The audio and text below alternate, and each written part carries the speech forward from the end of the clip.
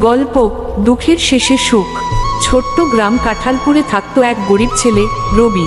তার বাবা ছিলেন একজন কৃষক, কিন্তু সাম্প্রতিক খরার কারণে ফসল নষ্ট হয়ে যায়। দিন কাটতো কষ্টে, পেট ভরে খেতেও পারত না। তবুও রবি স্বপ্ন দেখত একদিন সে অনেক বড় হবে, মাকে আর বাবাকে সুখী করবে। একদিন রবি গ্রামের বাজারে গিয়ে দেখল একজন বয়স্ক লোক খুব ক্লান্ত হয়ে বসে আছেন। লোকটি বললেন, বাবা, আমি অনেক দূর থেকে এসেছি, খুব ক্ষুধার্ত, একটু খাবার কি দিতে পারবে? রবি নিজের শেষ রুটিটা লোকটির হাতে দিল। লোকটি হাসলেন আর বললেন, তুমি অনেক ভালো ছেলে, এই দোয়াটা নিও, তোমার কষ্ট কেটে যাবে। পরদিন রবি হঠাৎ দেখল তার জমিতে ছোট ছোট সবুজ চারা গজিয়ে উঠেছে। কয়েকদিনের মধ্যেই ফসল ভরে উঠল। গ্রামের সবাই অবাক হয়ে গেল। এরপর থেকে রবির পরিবার আর কখনো অভাবে পড়েনি।